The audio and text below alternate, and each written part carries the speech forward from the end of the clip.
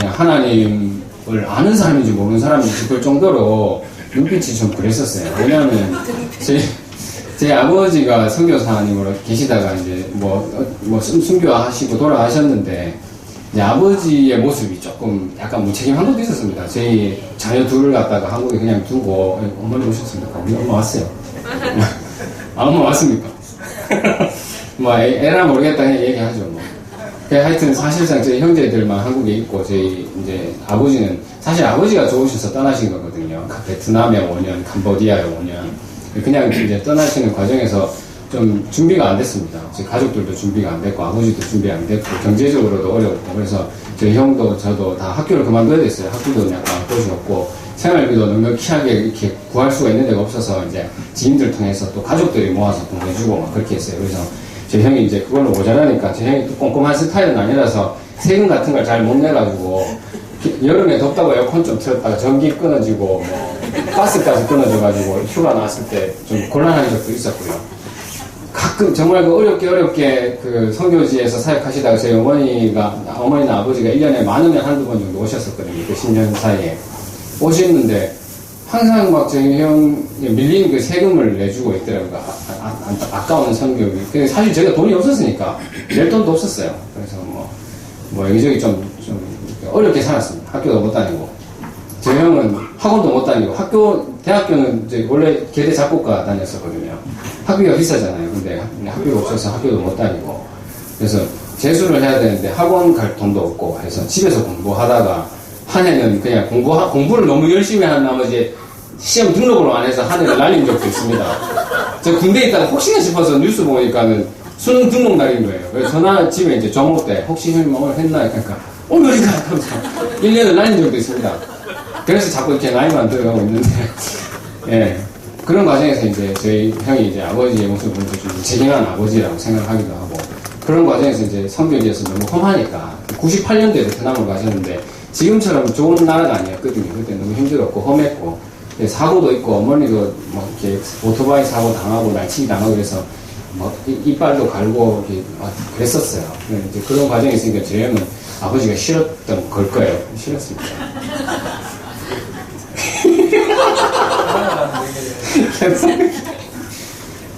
그런 과정을 겪으니까 그런 아버지를 통해서 배운 하나님에 대해서도 좀 많이 의심을 하게 되고 좀 많은 상처들이 있었던 걸로 저는 그렇게 판단을 했었어요. 사실 그런 이야기 꺼내기가 어렵잖아요. 그리고 저희가 거의 아버지가 선교사로 가신 다음부터는 거의 콩가루 집안이었습니다.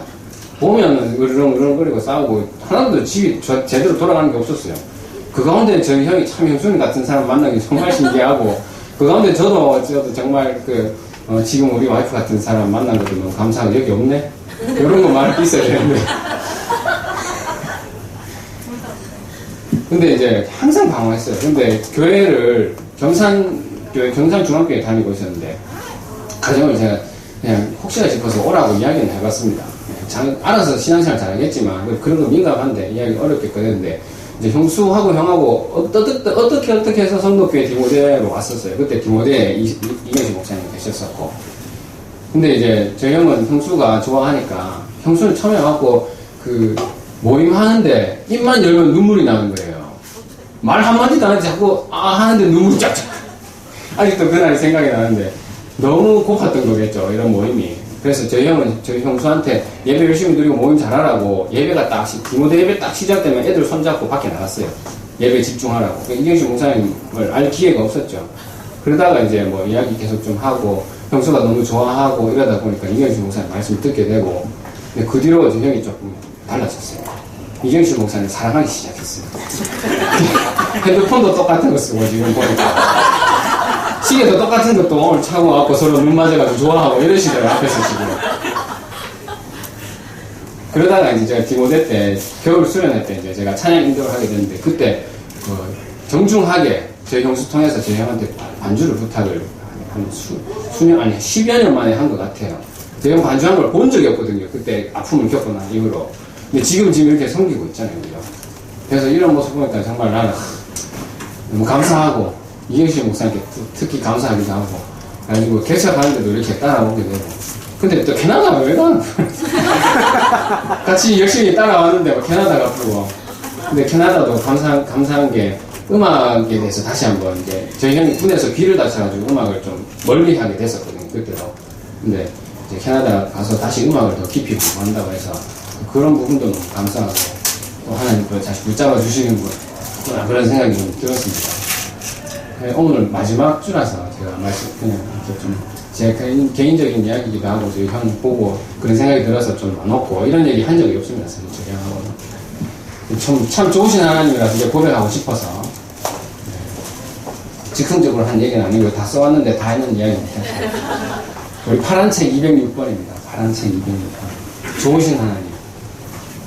여러분들의 삶에서도 정말 지금은 이해가 하나도 안 되는 그런 상황들, 하나님을 배신할 수밖에 없고 하나님을 원망할 수밖에 없는 그런 상황들이 분명히 있을 거예요. 어찌 보면 하나님 마음적으로 좀 동작 돌아서는 분도 있을 수도 있어요. 근데 하나님 항상 좋으신 하나님 우리를 바라보고 계셨고 신실하게 그 자리에 계셨다는 것을 이 시간 고백하셨으면 좋겠어요. 이런 생각하고 있습니다. 좋으신 하나님 앞에 찬양하겠습니다.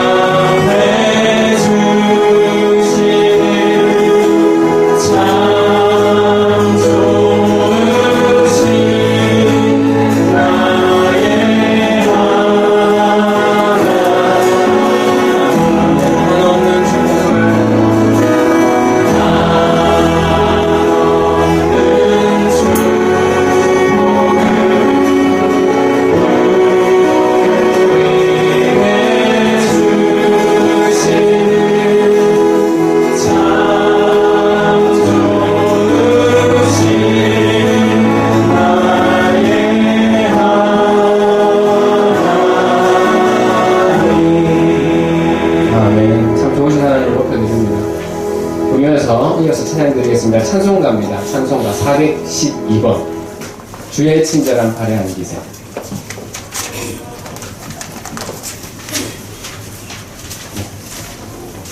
우리 함께 박수 치면서 힘차게 주의 품에 안기시기를 바라겠습니다. 주의 친절한 발에 안기세.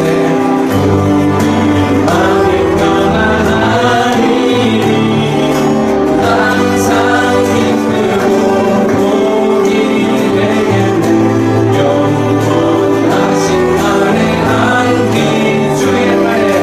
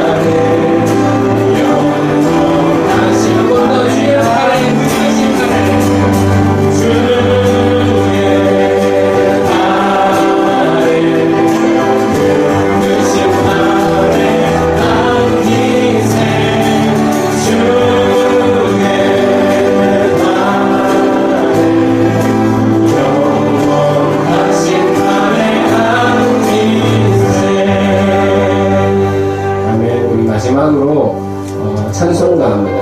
찬송가 412장 1절만 부르고 예배드리도록 하겠습니다. 내 영혼의 그 깊은 데서 함께 찬양하겠습니다.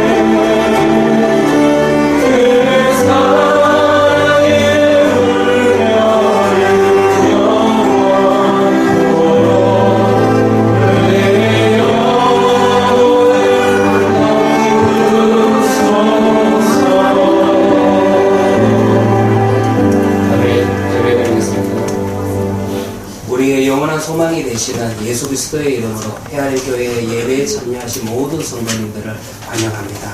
우리 다 같이 일어나셔서 찬송 왕이신 나의 하나님 고백하도록 하겠습니다.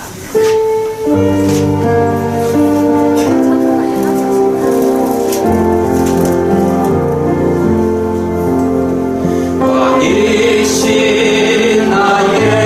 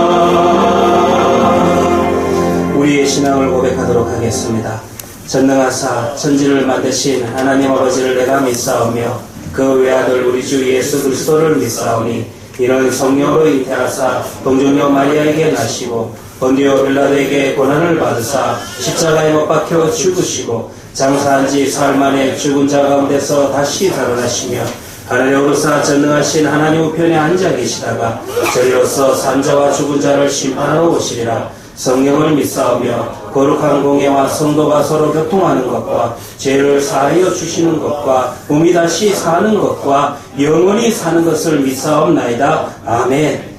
자리에 앉으셔서 찬송가 40장입니다. 찬송가 40장입니다.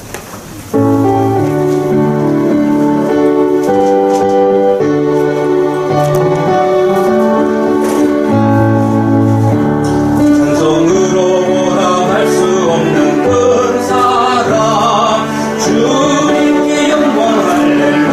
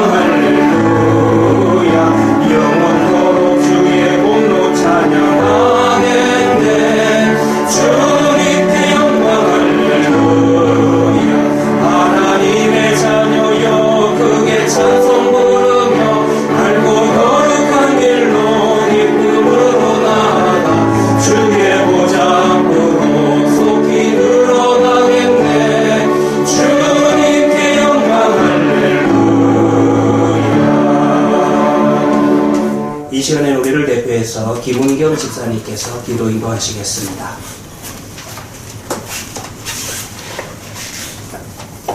기도드리겠습니다. 사랑과 은혜가 충만하시고 자비하신 하나님 아버지, 찬양과 감사와 영광을 드립니다. 오늘 저희들에게 거룩한 주일을 허락하시고 주님의 보좌 앞에 나오게 하시니 감사드립니다. 우리의 행위로는 구원받을 수 없는 죄인들이지만 독생자 예수 그리스도를 이 땅에 보내주셔서 오직 하나님의 은혜로 값없이 구원해 주시고 자녀 삼아 주셨음에 감격하며 감사와 찬양을 드립니다. 하나님 아버지, 저희들은 아직도 육의 생각에 매여서 주의 영광을 드러내기보다는 나 자신의 욕심을 내세우며 살아갈 때가 너무나 많음을 고백합니다. 주님께서 불쌍히 여기시고 저희들의 부족함을 용서하여 주시옵소서.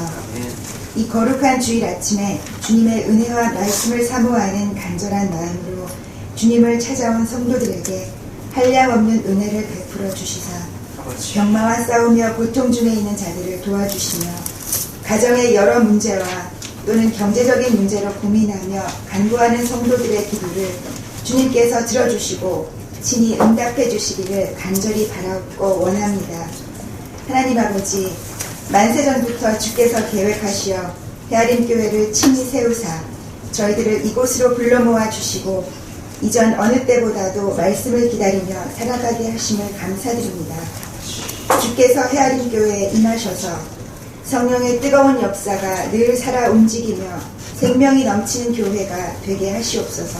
그리하여 우리 교회가 주님께서 이 땅의 교회를 세우신 뜻에 합당한 교회가 되게 하시고 전도하고 선교하는 일과 어려운 이웃을 돌보는 일에 최선을 다하는 교회가 되도록 축복하여 주시옵소서. 저희 지체들이 서로를 돌아보며 좋은 것을 배워가고 부족한 것은 아버지 하나님께서 채워주시고 말씀으로 이겨내며 주의 일을 해나갈 수 있도록 도와주시옵소서. 간구하지 않아도 저희의 필요한 것을 다 아시는 주님, 주께서 예비하신 저에게 딱 맞는 예배의 장소를 주님께서 정하신 때에 가장 선하신 방법으로 저에게 주실 것임을 믿습니다. 하나님 아버지, 말씀을 전하시는 목사님과 늘 함께해 주시고 주님의 진리의 말씀을 전하시기에 부족함이 없는 능력을 허락하여 주시옵소서. 그의 가정과 건강도 지켜주셔서 주의 교회와 교인들을 위하여 일할 수 있게 하시옵소서. 이 시간 주님 저희를 만나주시사 주님의 음성을 듣게 하시고 여러 초소에서 묵묵히 헌신하는 예배의 위원들과 교회학교 교사들을 기억하시고 저들의 수고와 헌신을 통하여 주님 홀로 영광받아 주시옵소서. 이 예배의 시작과 끝을 온전히 주님께 주장하시고 사탄막이 틈타지 않도록 도와주시옵소서. 감사드렸고 모든 말씀 예수님의 이름으로 기도드렸습니다. 아멘.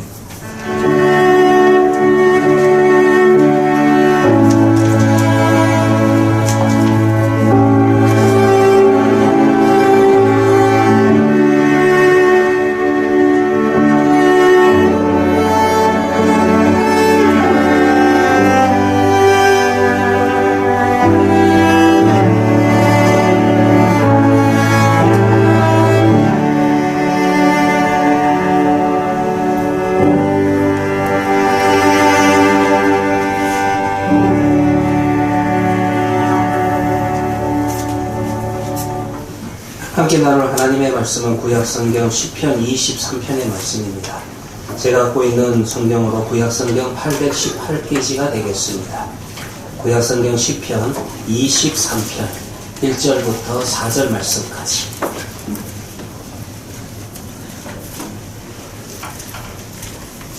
구약성경 시편 23편 1절부터 4절 말씀까지 제가 봉독해드리도록 하겠습니다.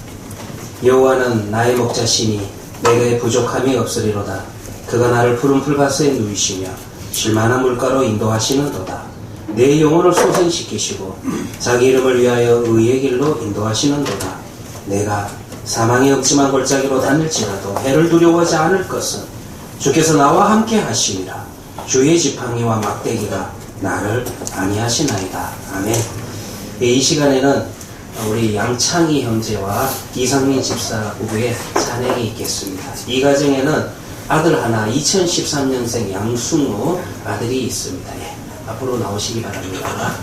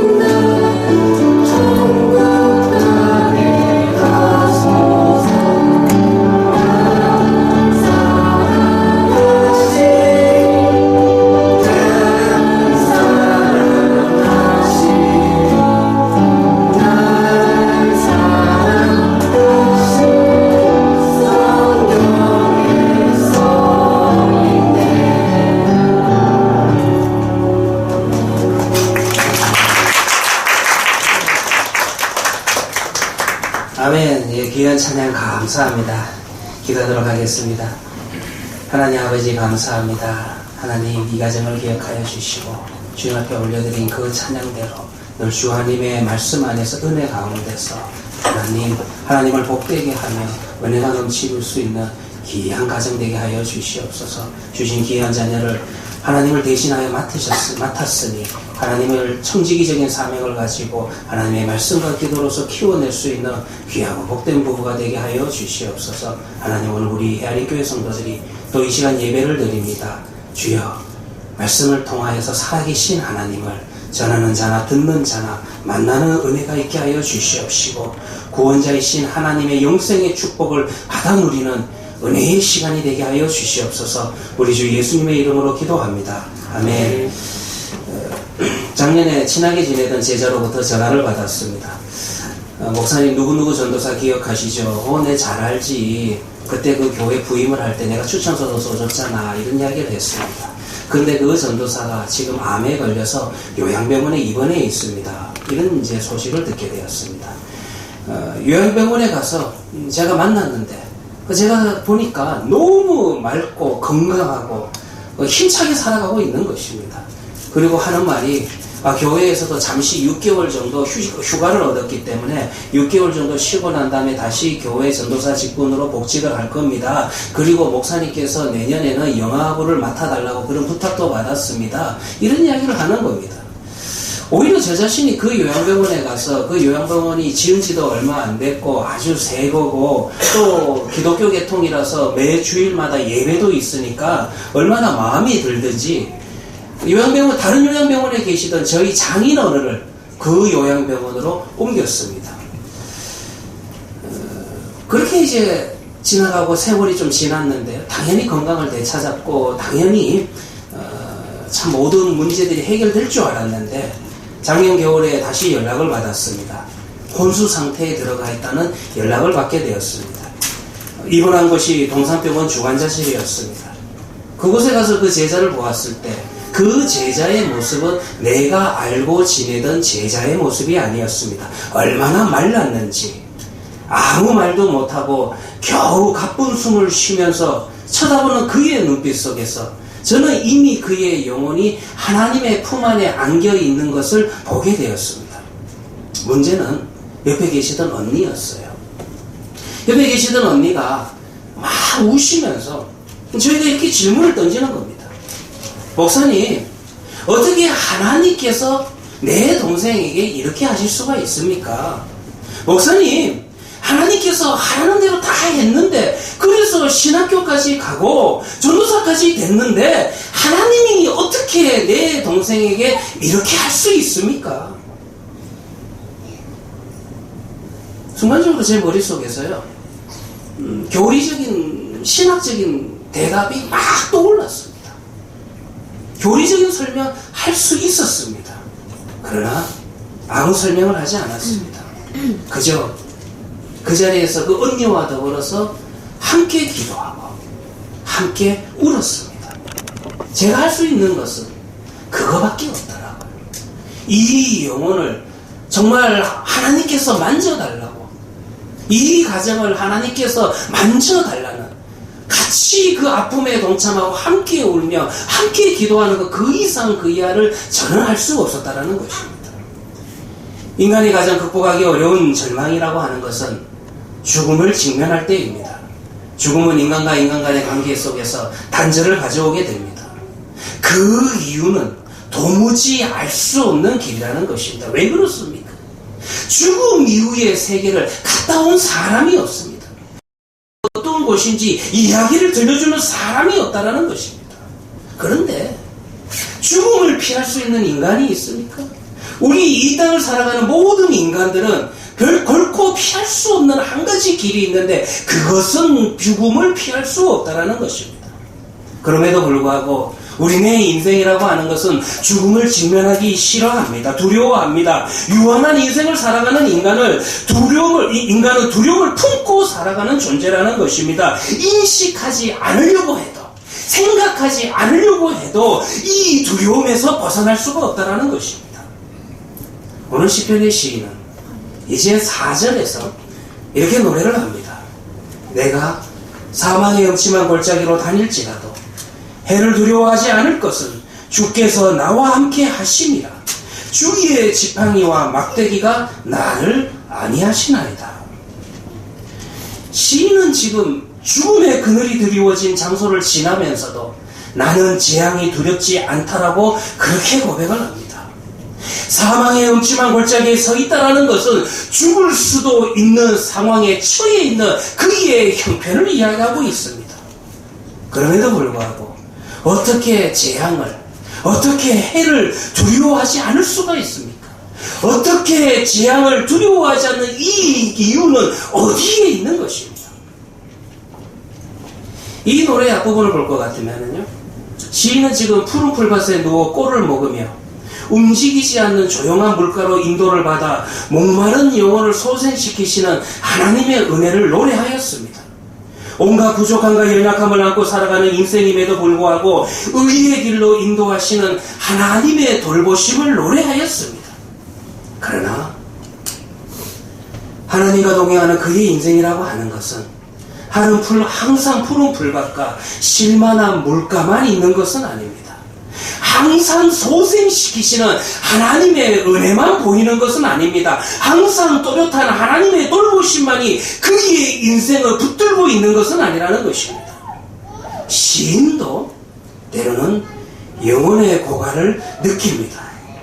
한치 앞을 볼 수 없는 어두움 속에서 하나님의 돌보심이 끊어진 듯한 공포심과 두려움을 느끼고 있다는 것입니다. 시편 31장 12절의 말씀입니다. 내가 잊어버린 바되니 죽은 자를 마음에 두지 아니함 같고 깨진 그릇과 같으니이다. 잠시 전에 하나님의 사랑을 확인하던 환경과는 전혀 다른 환경 속으로 시인은 지금 들어가고 있습니다. 그 이전에 그가 알고 있던 세상은 이제 사라지고 없다라는 것입니다. 그의 인생이 완전히 뒤집어지게 되었다라는 것입니다.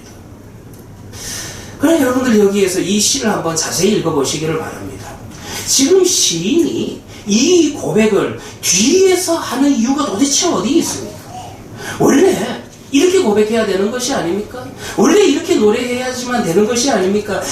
나에게 있어서 어려움이 있었는데 하나님의 도우심으로 내가 이 문제를 다 해결했다. 이런 식으로 이야기를 뒤에 해야 되는 것이 아닙니까? 이것이 사람들이 좋아하는 스토리의 구성 아닙니까? 그럼에도 불구하고 여러분들이 2절과 4절을 비교해서 볼 것 같으면 2절에서 시인은 푸른 풀밭을 이야기해 놓고 이제 4절에서는 사망의 음침한 골짜기를 우리에게 보여주고 있다는 것입니다. 쉴만한 물가에서 재앙으로 옮겨가고 있다는 것입니다. 왜 이와 같은 구성으로 노래하는 걸까요?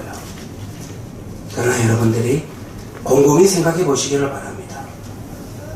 우리가 여호와 하나님을, 이 우주를 만드신 창조주 여호와 하나님을 나의 목자라고 내가 소유하는, 내가 소유했다는 이 사실을 확인하는 장소는 반드시 평화로운 환경과 여유로운 생활을 누릴 때가 아니라는 것입니다. 성경을 읽어볼 것 같으면 성경 속에 나오는 우리 믿음의 조상들은 항상 그가 만난 하나님을 어떤 환경과 어떤 형편 속에서 우리에게 보여주고 있는지, 우리에게 증거하고 있는지를 한번 살펴보시기를 바랍니다. 대표적으로 여러분들 요셉의 이야기를 할까요? 지금 우리가 예배를 드리는 이 장소가 여수 성령외과니까 그래서 그 중에 한 명 요셉을 이야기해 보도록 하겠습니다. 이제 요셉은 아버지의 사랑을 받았습니다. 그런데 이 아버지의 사랑을 받은 이것이 그에게 있어서는 문제가 됩니다. 다른 형들에게 시기와 질투를 불러일으키게 되었다는 것입니다. 아버지가 그에게 채색 옷을 입혀주었어요. 채색 옷이라고 하는 것은 여러 가지 의미가 있는데 아무튼 잘 빠진 새 옷을 입혀주었다는 것입니다. 그런데 이게 이미 형들과 동생 사이에 관계가 심각하다 보니까 그저 아버지가 요셉에게 새 옷 하나 입혀준 거, 그거 하나로 인하여서 문제가 심각하게 촉발이 된다는 것입니다. 채색 옷을 입은 요셉을 보고 형들은 그를 구덩이로 던져 넣었습니다. 무엇 때문에 이렇게 된 겁니까? 그에게는 하나님께서 비전을 보여주지 않았습니까? 그에게는 하나님께서 꿈을 보여주지 않았습니까? 정말 형들 위에 설 거라는 그 하나님의 계획과 비전을 보여주었습니다. 그런데 이 철부지 같은 요셉이 이 하나님께서 보여주신 꿈을 형들에게 이야기한 거예요. 그러나 여러분들, 이제 요셉이 구덩이 속에 들어가서 그 구덩이 속에서 하나님께서 보여주셨던 미래의 계획이 거기에서 다시 보였을까요? 보였을까요? 아니면은 기어오를 수 없는 절망의 벽만 보였을까요? 그가 거기에서 푸른 풀밭과 쉴만한 물가가 보였을까요? 아니면 사망의 음침한 골짜기와 재앙만 보였을까요? 그 순간부터 이 고난은 하루아침 만에 끝난 것이 아니었습니다. 무려 10수년간 그의 인생이라고 하는 것은 그는 실로 상처와 고난으로 얼룩진 인생을 살았다는 것입니다. 거기에서 애굽의 노예로 팔려가게 되었습니다. 형제에 의해서 애굽의 노예로 팔려가서 그럼에도 불구하고 거기서 성실하게 살았습니다. 보디발의 가정에서 총무의 자리로 올라가게 되었습니다. 인정을 받았습니다. 이제 여기에서 하나님의 인도하심과 돌보심을 맛볼 만한 그런 위치가 되었습니다. 이제 푸른 풀밭과 쉴만한 물가가 보이는가, 그렇게 생각을 하게 되었습니다. 그러나 그의 충성스러운 섬김의 대가라고 하는 것은 얼토당토한 누명을 또 뒤집어 쓰고 투옥이 되었습니다. 다시 구덩이로 들어가게 되었다는 것입니다. 또다시 갇힌 그 구덩이 속에서 바로의 술 맡은 관원장의 꿈을 해석해 주었는데 그 꿈을 해석해 주었던 대가가 뭐였냐면은 네가 이제 이 감옥을 나가서 바로를 만나면은 내 이야기를 좀 해줘. 내가 누명을 쓰고 이 감옥에 갇혀 있으니까 나의 이야기를 좀 해주고 누명을 좀 벗겨달라는 그런 이야기를 했는데 웬걸 이 술 맡은 관원장은 나가자마자 요셉이라는 존재를 까마득하게 잊어버리게 된다는 것입니다. 지금 이 노래를 부르고 있는 다윗 역시 어떻습니까? 다윗의 인생 역시 어떠합니까? 안식과 쉼을 얻어야 될 가장 가까운 관계 속에서 그 관계 속에서 그는 만족을 누려본 적이 없다라는 것입니다. 그는 체험을 받아본 적이 없고 사랑받아야 할 관계 속에서 오히려 그 관계 속에서 상처만 계속 받았던 인생이 다윗의 인생이었다라는 것입니다. 그의 아버지 이새는 어떻습니까? 아버지 이새는 다윗이 사무엘 선지자가 찾아왔을 때 다윗이라는 존재를 선지자 앞에 내놓지도 않은 그런 아버지였다는 것입니다. 그리고 오히려 여러분들 선지자로부터 네가 앞으로 왕이 될 거라는 그 안수를 받고 난 다음에 그는 형들의 눈치를 보면서 숨 죽이고 살아갔던 것이 그의 인생이라는 것입니다. 결혼을 했습니다. 왕의 사이가 되었습니다. 공주와 결혼한 거예요. 그러나 사랑하던 아내 미갈 역시 자신을 업신여겼습니다. 그리고 장인의 눈치를 보면서 숨을 죽이며 살아야 했던 것이 그의 인생이었다는 것입니다. 전쟁에서 승리하였다는 승전보를 듣게 됩니다. 그 승전보와 더불어서 자신의 아들이 전사했다는 죽었다라는 그런 소식을 듣게 됩니다. 울 수도 없었어요. 전쟁에서는 승리했지만 아들이 죽었기 때문에 울었는데 그 옆에 있었던 요압 장군이 지금 왕이 울면은 부하들의 사기가 떨어집니다. 뭐 하는 짓입니까? 울지도 못하게 만드는 거예요. 아들이 죽었는데도요. 부하 장수 요압의 눈치를 보며 숨을 죽이며 울었던 것이 그의 인생입니다. 이제 그는 그의 인생 말년에 그의 인생을 뒤돌아보면서 이제 사절을 노래하고 있는 것입니다. 제가 생각할 때는요, 아마 이 사절을 노래할 때는 그는 울었을 것입니다. 사절을요, 좀 원문에 따라서 제가 다시 한번 번역해 보았습니다. 들어보시길 바랍니다. 내가 캄캄한 암흑 속에서 좁은 골짜기를 따라가더라도 나는 재앙을 두려워하지 않습니다. 왜냐하면 당신이 나와 함께 하시기 때문입니다. 당신의 막대기와 당신의 지팡이, 그것들이 나에게 위로가 됩니다. 사망의 음침함이라고 하는 우리 한글 성경은 죽음처럼 한치 앞을 볼 수 없는 캄캄한 어두움을 의미하는 것입니다. 여기에서 여러분들 골짜기라고 하는 것은 일반적으로 산과 산 사이에 패여있는 협곡이나 아니면 평지와 평지 사이에 갈라진 틈을 의미합니다. 그런데 이런 골짜기는요, 주로 이스라엘에서 지파와 지파 간의 경계가 되거나 나라와 나라 간의 경계가 되는 곳이 바로 골짜기라는 것입니다. 그러니까 여러분들 쉽게 짐작해 볼 수가 있는 것이 이런 곳은 변두리예요. 그때는 변두리다 보면은 이런 곳 자체가 우상 숭배지가 많고 그리고 죄를 지은 사형수를 처형하는 사형 집행장이 이런 곳에 있었다라는 것입니다. 좀 으시시한 동네라는 것입니다. 왜 그럼에도 불구하고 오늘 본문에서 목자는 이런 동네로 들어가고 있는 것입니까? 왜 여기를 지나고 있는 것입니까? 좀 더 정확하게 이야기를 하면은 여기에 사용된 골짜기라고 하는 이 단어는 두 산맥 사이에 비교적 넓게 있는 그런 길을 말하는 것이 아니라 아주 좁은 골짜기. 그러니까 겨우 사람이 하나 걸어갈 수 있는 그런 좁은 골짜기를 표현할 때 이 단어를 쓰고 있다는 것입니다. 이런 좁은 골짜기를 걸어갈 때 좀 편리한 점도 있죠. 좀 위험 부담이 있어도 한치 앞을 볼 수 없는 캄캄한 밤에 양떼를 잃어버리지 않고 한 줄로 그냥 쫙 인도하기에 적합한 장소가 바로 좁은 골짜기가 된다는 것입니다. 그리고 또 다른 이유가 있습니다. 목동이 양떼를 이끌고 푸른 풀밭과 실만한 물가에서 양들을 마음껏 먹고 마시게 합니다. 그런데 어느 날 보니까 이제 먹을 풀들이 없는 것입니다. 이제 정해놓은 다른 목초지로 옮기기 위해서 양떼를 인도해 가야 되는데 이 뒤뚱뒤뚱 걷는 양들을 데리고 산을 넘어간다라고 하는 것은 이경실 목사와 더불어서 등산하는 것과 똑같은 이야기라는 것입니다. 불가능하다는 것입니다. 산을 넘어갈 수가 없어요. 케이블카가 있으면 모르겠지만 어떻게 해야 됩니까?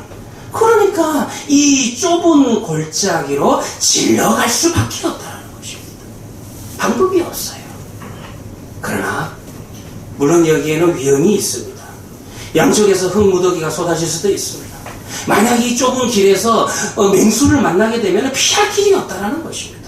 하지만 목자는 알고 있습니다. 이 길이 지금 양들에게 최선임을 알고 있습니다. 그러니까 이 길을 피할 수가 없고 이 길을 가야 된다는 것입니다. 흙무더기가 쏟아져 내리면 어떻게 하면 됩니까?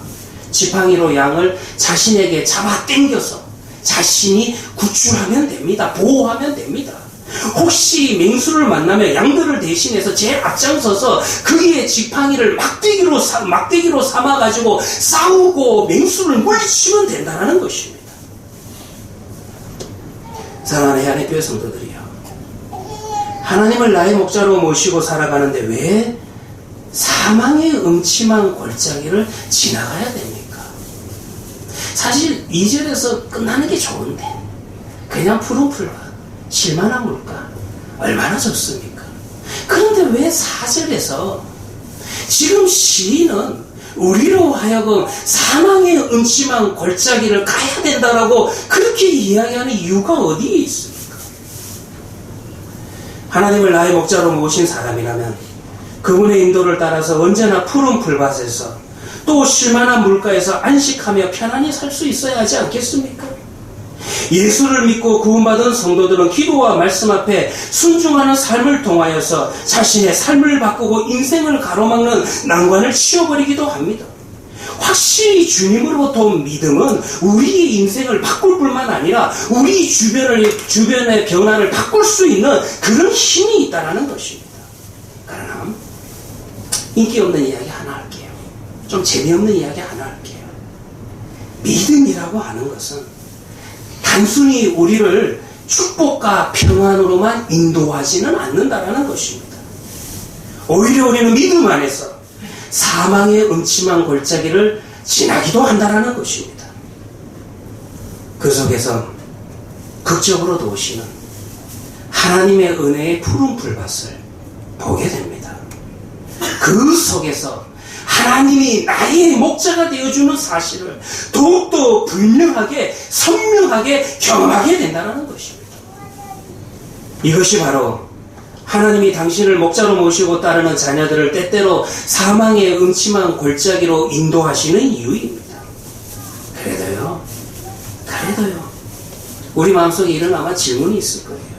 하나님을 향해서 하나님 조금 알겠는데요, 그래도 이렇게 하시면 되겠습니까? 왜 이렇게 하십니까? 사망의 음침한 골짜기와 장소야말로 양들이 자신의 생존과 삶을 위해서 목자가 얼마나 필요한지를, 목자의 인도가 얼마나 절실한지를 절박하게 체험하는 장소가 된다는 것입니다. 그곳에서 양들은 목자를 의지하며 살아갈 수밖에 없는 자신의 운명과 처지를 보게 되고 목자와의 관계를 더욱 확인하게 된다는 것입니다.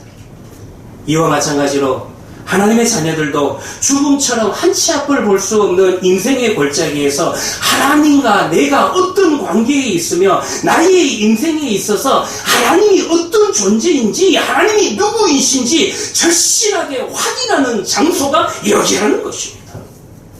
이곳에서 하나님과의 관계의 소중함을 알아가게 됩니다. 이곳에서 스스로 찾아와서 내미신 그분의 손이 얼마나 따뜻한지를 알아가게 됩니다. 이곳에서 하나님의 사랑의 순풍이 얼마나 좋은지 알아가게 된다는 것입니다.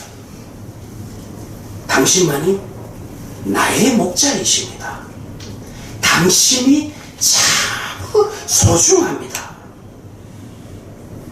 그래도 제가 이렇게 설교하고 우리가 이야기를 해도 또 질문할 수 있습니다. 하나님, 그래도요, 하나님 그래도요 좀 더 쉬운 방법이 있지 않습니까? 꼭 뭐 이렇게 하셔야만 됩니까? 쉬운 방법이 있지요.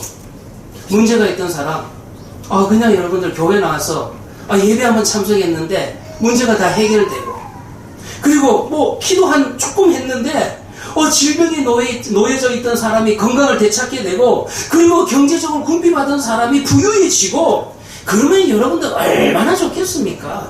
저도 그러면 좋아요.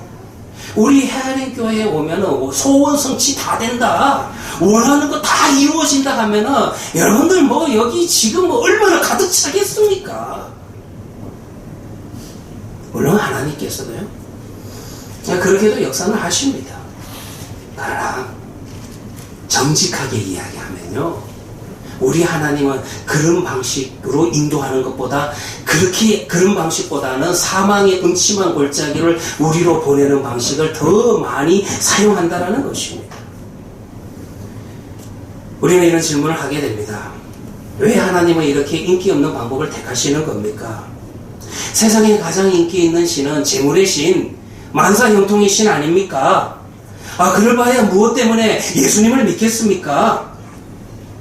그러나 우리는요, 여기에서 이렇게 노래할 수 있어야만 됩니다.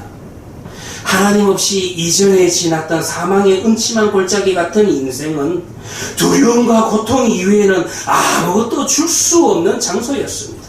그 속에서는 끝없는 상처만 남았습니다. 그러나 예수를 만나서 이제 그분의 손을 잡고 걸어가는 사망의 음침한 골짜기는 나라는 존재가 무엇인지, 내가 믿는 주님이 누구이신지, 그분과의 관계가 얼마나 소중한지를 비교하며 체험하는 장소라는 것입니다. 그것은 나란 존재는 하나님 없이 살아갈 수 없는 존재임을 일깨워주는 훌륭한 학교가 됩니다. 우리는 그곳에서 해를 받기는커녕 하나님과 맺은 관계로 인하여서 아무것도 나를 해칠 수 없다는 것을 발견하게 됩니다. 우리는 그곳에서 하나님의 날개 아래 보호받고 있는 나 자신의 모습을 발견하게 된다는 것입니다. 로마서 8장 39절의 말씀입니다. 높음이나 깊음이나 다른 어떤 피조물이라도 우리를 우리 주 그리스도 예수 안에 있는 하나님의 사랑에서 끊을 수 없으리라. 조금만 더 생각해 보시면 맞지요. 이렇게 하시는 게 맞습니다. 우리는 생각보다 연약한 존재 아닙니까? 좀 편안할 때는 되게 믿음이 있는 척해요.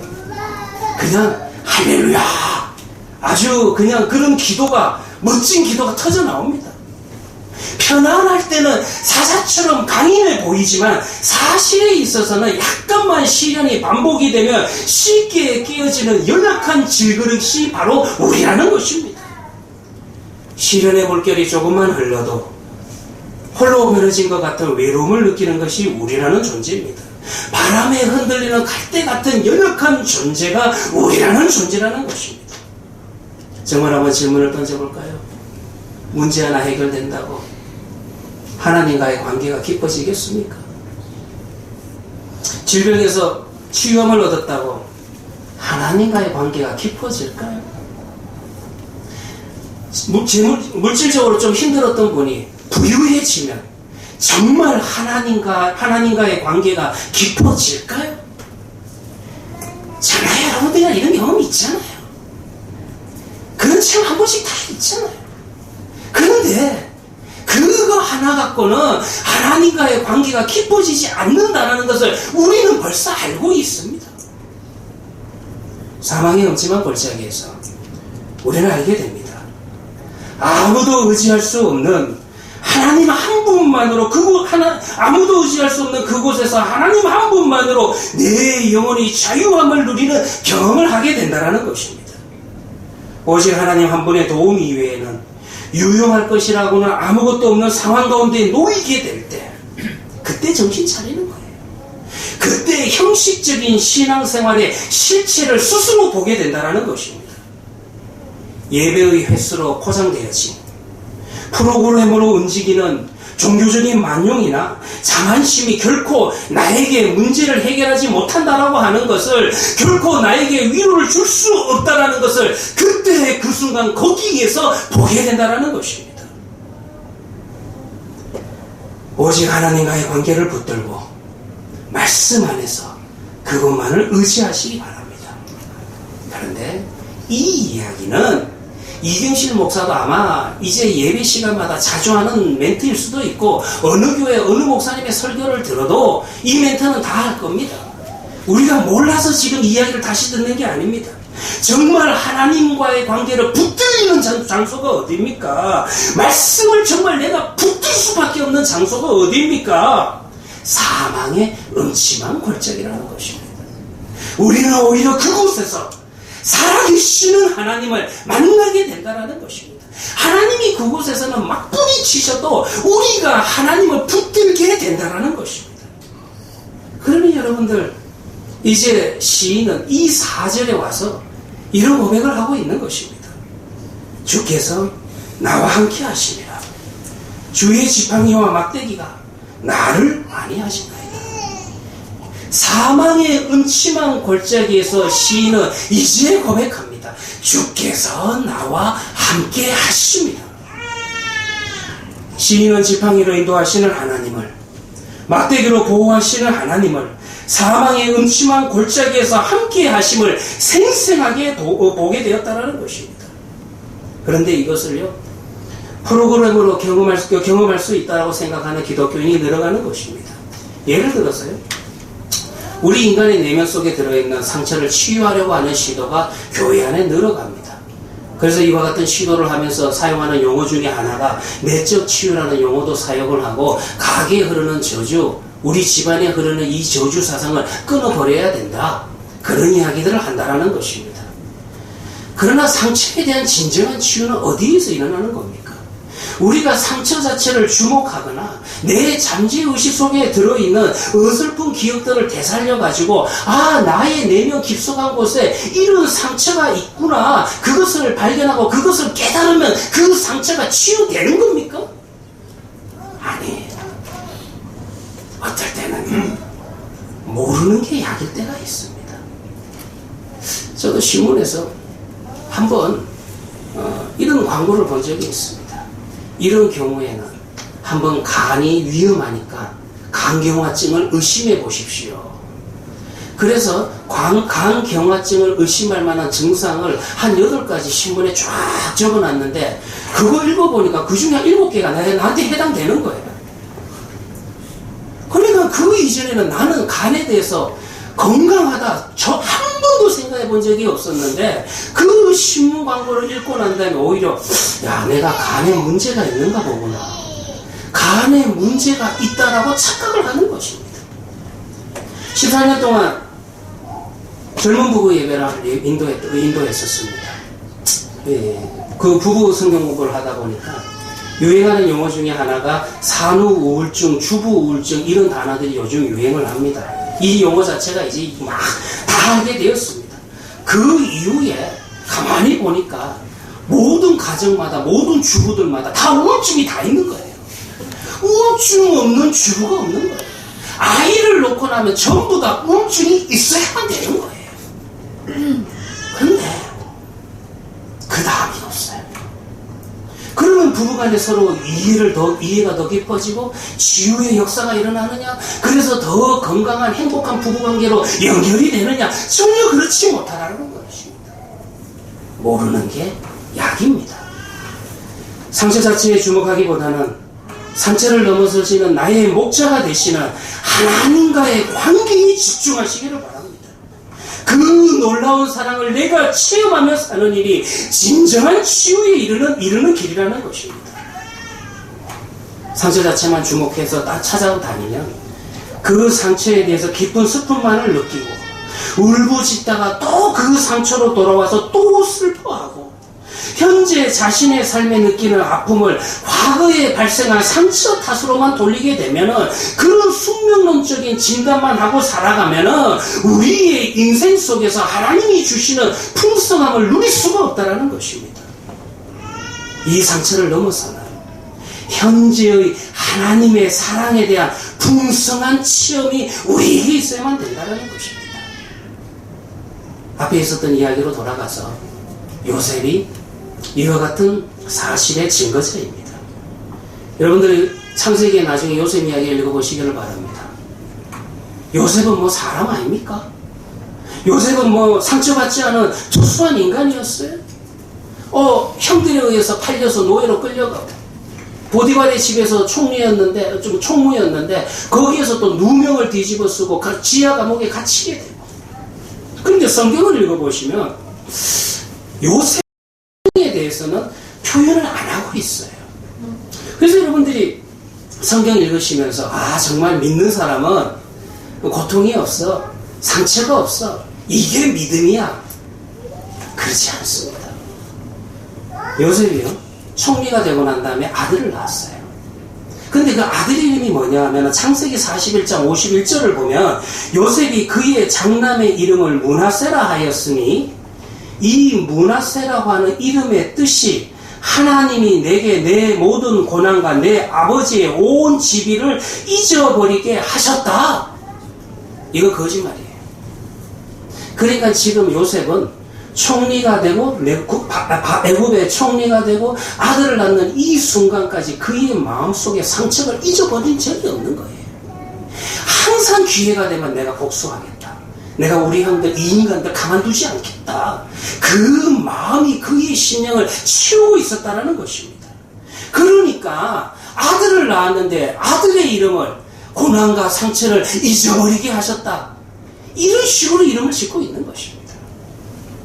사실에 있어서 그도 애굽에서 매 순간 하나님을 의지하며 믿음을 따라서 그 하나님께서 주신 꿈과 비전을 따라서 살려고 애썼지만 그도 결코 자신의 당한 그 상처를 잊어버린 적이 없었다는 것입니다.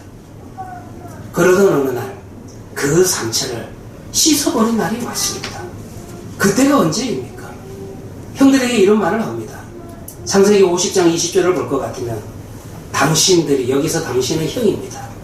당신들이 나를 헤아려 하였으나 하나님은 그것을 선으로 바꾸사 오늘과 같이 많은 백성의 생명을 구원하게 하시려 하셨나니.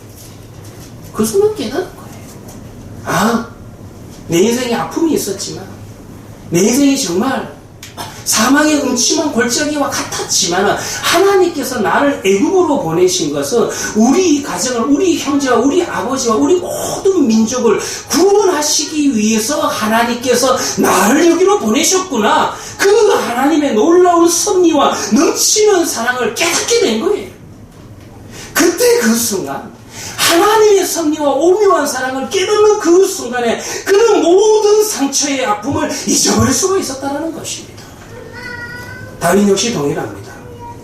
하나님을 나의 목자라고 2절에서 고백했죠. 자신에게는 부족함이 없게 됐다라고 고백하며 노래하는 모습을 보시기 바랍니다. 제가 이미 설교를 시작하는 시점에 이야기한 것처럼 그의 인생이라고 하는 것은 결코 만만한 인생이 아니었습니다. 그런데 이제 여러분들 시편 23편을 보시길 바랍니다. 그의 노래를 들어보시길 바랍니다. 이 노래 속에서는 그 고난의 시간이 상처로 남아있는 모습을 볼 수 없다는 것입니다. 어떻게 이해 가능합니까? 간단합니다. 인생의 상처를 능가하는 하나님의 놀라운 사랑, 하나님의 놀라운 사랑을 체험했기 때문입니다. 이 땅의 고통을 능가하는 하늘의 위로가 그의 심령을 추었기 때문이라는 것입니다. 하나님과의 인격적인 관계에서 경험하는 그 풍성함이 내 상처와 비교할 수 없을 정도로 훨씬 크다라는 것을 이제 여기에서 체험했기 때문이라는 것입니다. 사랑하는 우리 헤아린 교회 성도들이여, 아직도 사망의 음침한 골짜기, 그저 골짜기만 보입니까? 문제는 이전의 상처가 아닙니다. 내 인생의 고통과 아픔을 안겨준 그 사람이 문제가 아닙니다. 문제는 뭐냐 하면 지금 그 상처와 비교할 수 없을 만큼 크신 하나님을 만나지 못하고 있는 나의 신앙적 현실이 문제라는 것입니다. 사망의 음침한 골짜기에서 시인은 우리를 초대하고 있습니다. 오히려 여러분도 푸른 풀밭과 실만한 물가에서 우리를 초대하는 것이 아니라 시인은 여기에서 사망의 음침한 골짜기에서 우리를 초대하고 있습니다. 왜 그렇습니까? 이곳이 하나님의 초대장을 받기에 가장 좋은 장소라는 것입니다. 이곳이 하나님의 은혜 속으로 깊이 들어갈 수 있는 장소이기 때문에 그러하다라는 것입니다. 시인의 고백입니다. 하나님이 나와 함께 하십니다. 하나님이 나와 함께 하십니다. 당신의 보호하심의 막대기와 당신의 인도하심의 지팡이, 그것들이 나에게 위로가 됩니다. 기도하도록 하겠습니다. 하나님 아버지, 말씀 앞에서 우리의 영혼이 소생되는 은혜를 주십시오. 죽은 듯이 잠들어 있는 우리의 심령을 흔들어 주시고 시체처럼 무감각한 죄인들의 심장에 다시 뜨거운 피가 흐르게 하여 주시옵소서. 하나님의 이름을 따라서 웃을 수 있게 하시고 당신의 이름이 온 땅에 높이 들리고 경배를 받게 되는 세상을 볼 수 있는 소망을 우리의 영 안에 더하여 주시옵소서. 진리로 우리에게 말씀하시는 하나님의 넘치는 사랑만이 우리를 영적인 회복과 자유케 할 수 있는 힘이 있음을 믿습니다. 시인처럼 고백합니다. 이곳에서 고백합니다. 주의 지팡이와 막대기가 나를 안위하시나이다. 우리 주 예수님의 이름으로 기도합니다. 아멘. 우리 다같이 찬송가 456장입니다. 찬송가 456장입니다.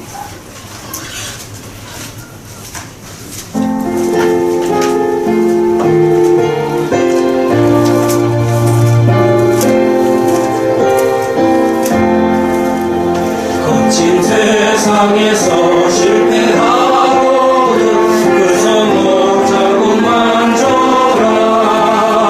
모든 일 하나가 힘을 얻으리.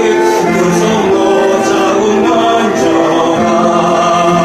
그 손목 자국만 줘라. 그 손목 자국만 줘라. 주가 널 지키며 인도하시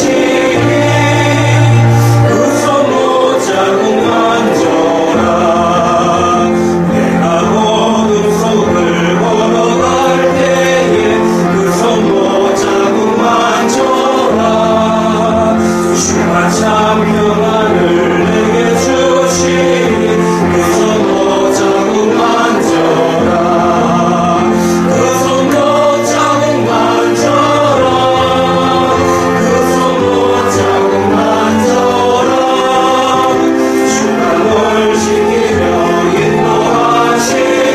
인도하시니 그 손목 자국만 줘라. 내가 구원의 주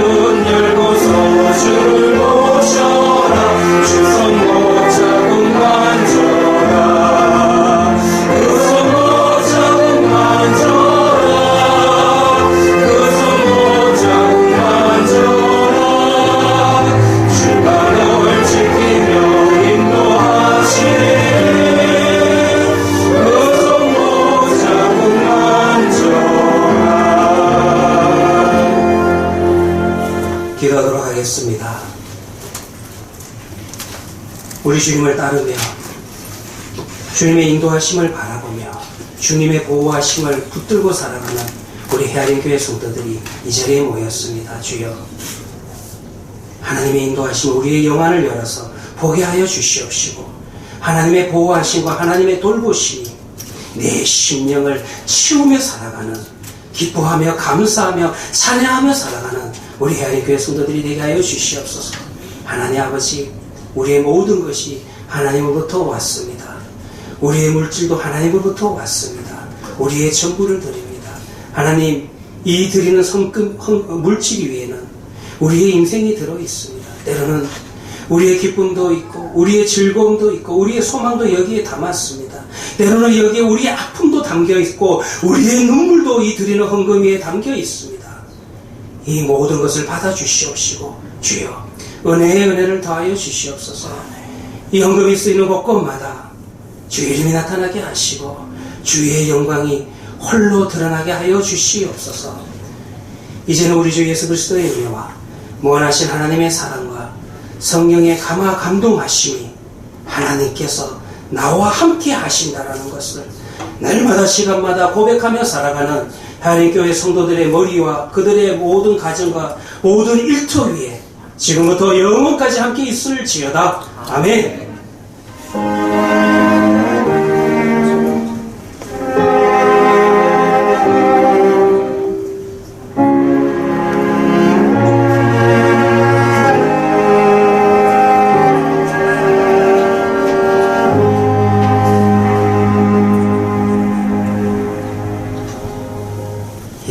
옆에 계신 분과 인사하시길 바랍니다. 잘 오셨습니다.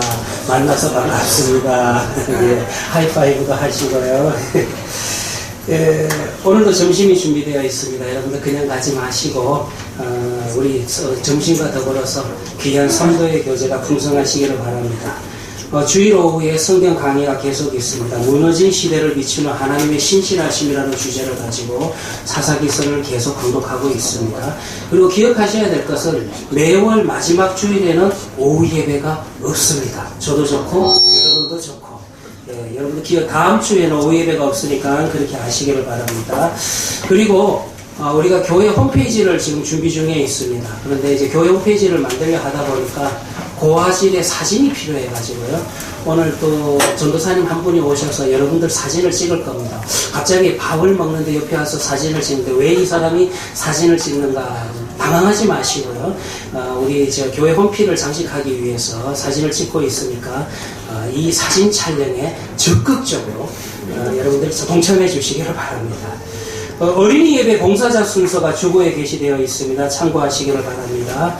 그리고 우리 늘 매주마다 도윤욱 집사님이 참 수고하고 계시는데요. 우리 예배 영상을 찍어서 페이스북과 유튜브에 녹화된 영상을 올리고 있습니다. 여러분들이 주보를 보시면은 검색어를 사용하시면은 예배 영상, 녹화된 예배 영상을 보실 수가 있습니다. 늘 수고하신 우리 도윤욱 집사님한테 감사드립니다. 그리고 헤아린교회 청소년부에서 다음 주에 쿠키를 판매합니다. 쿠키를 판매하는 이유는 뭐냐 하면은 우리 지대강 정의아 선교사님을 후원하기 위해서. 지대강 정의아 선교사님은 누구시냐 하면은 3월 둘째 주에 저희 교회에 오후 예배 오셔서 예배인도 하실 겁니다. 그때 여러분들이 보시면 되고요. 네팔로 선교 가신 우리 선교사님을 후원하기 위해서 다음 주 청소년부에서 쿠키를 만들어서 직접 홈메이드해서 판매할 예정이니 여러분들이 많이 좀 사주시기를 바랍니다. 오늘 등록하신 분이 있습니다. 김온유 씨 어디 계십니까? 오른손을 들어보십니까? 예, 만나서 반갑습니다. 우리 박수로 소환해드리겠습니다. 불교자는 최주열 집사님이시고 청년교회 소속입니다. 여러분들. 그리고 교우 동정이 있습니다. 우리 최은열 남윤경 집사님 가정이 유학차 이번 주간에 캐나다로 출국을 합니다. 공부 잘하고 올 수 있도록 여러분들이 축하해 주시고, 이 집에 아들 둘, 딸 하나, 지은과 은소와 시은이, 그리고 어머니도 같이 이제 유학을 가십니다. 우리 김경숙 사모님 이제 캐나다 가실 건데 우리 앞에 나오셔서 인사하시기를 바랍니다. 우리 다 같이 앞에 나오시기를 바랍니다.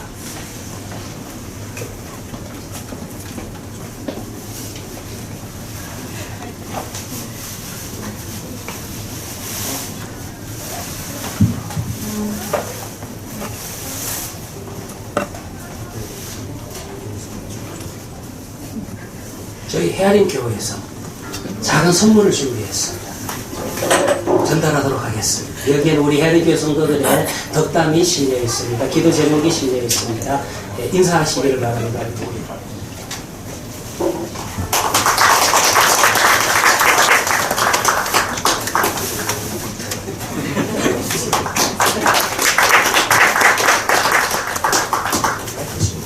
기도 제목 좀 얘기하시죠.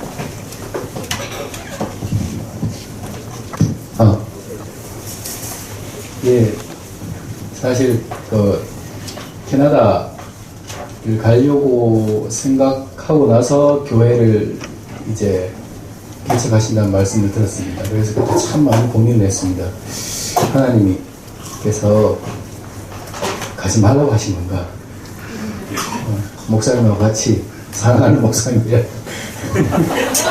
아까 말씀하신 대로 같이 이렇게 교회에 같이 봉사를 하시라는 건가 이런 생각을 하다가 전체적으로 하나님께서 이 일을 다 이끌어 가시는 것을 보게 되었습니다. 그리고 또 한 가지 지금 말씀해 주신 게 뭐냐면 내가 도와준다고 내가 여기서 봉사를 한다고 이 교회가 잘 되는 건 아니고 그 말씀은 하나님께서 인도하시는 하나님께서 인도하시기 때문에 이 교회가 잘 되고 부흥하고 갈 것이라는 그 말씀을 주셨습니다. 그래서 제가 마음이 너무나 편해졌었고요. 어느 순간부터 제가 버릇이 생겼는데 페이스북에 저 아무도 모르게 저만 볼 수 있도록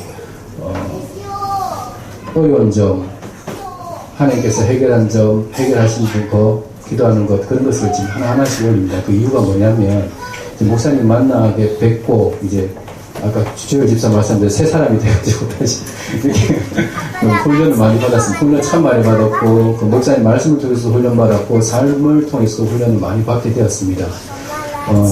지나고 보니까 제 지금 40이 좀 넘은 인생이 정말 하나님께서 인도해 주셨던 걸 정말 알겠습니다. 너무나 큰 은혜라는 걸 알겠는데 제가 너무 부족해가지고 그것을 잘 기억을 못하고 하나님께서 항상 하셨는데도 불구하고 또 의심하고 또 불안해하고 하는 저 모습을 보면서 이러면 안 되겠구나. 그래서 제가 거기다가 제가 일어나고 있는 모든 것을 비밀 글을 하나씩 다 올리고 있었습니다.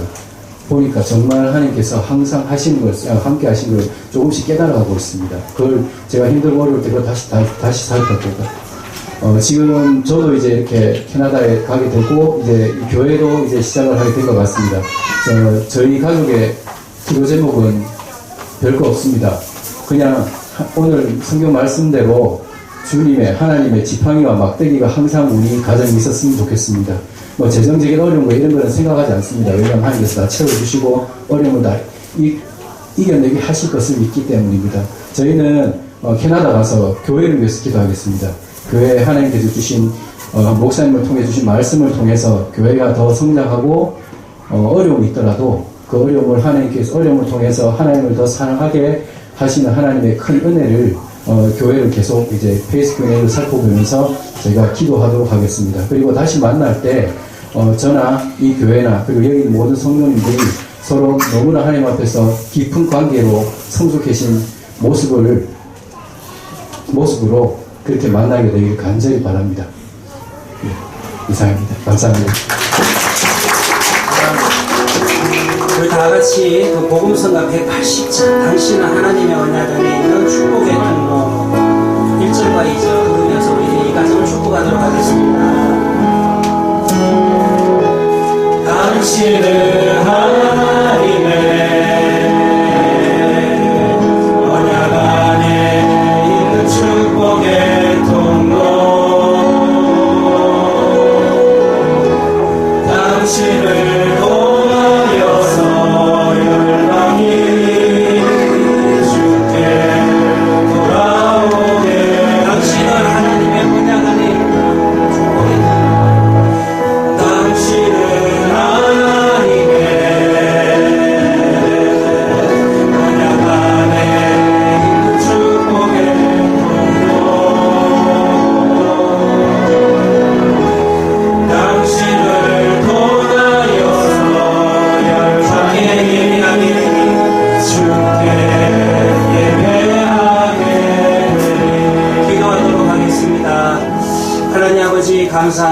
주님의 선하신 뜻이 있고 섭리가 있어서 우리 최영료 집사님 가정 또 캐나다로 유학을 가서 공부할 수 있는 길을 열어주신 것 참으로 감사합니다. 그곳에서 공부하는 가운데서 만남의 축복을 더하여 주셔서 좋은 선생님을 만나게 하시고 많은 것을 배우게 하여 주시옵시고 또 그곳에서 공부하는 가운데 물질적인 부분과 또 건강을 지켜주시옵시고 하나님 또 내주하는 우리 남인경 집사님과 함께하는 진은소 시험 그리고 김경숙 사모님의 건강도 주님께서 지켜주시고 정말 즐겁고 안식이 넘치는 귀하고 복된 유학 시절이 될 수 있도록 허락하여 주셔서 다시 만날 때 기쁨 가운데서 만나는 은혜를 더하여 주시옵소서. 우리 주님 예수님 이름으로 기도합니다. 아멘. 우리 다 같이 일어나셔서 찬송가 420장 1절 부르시겠습니다.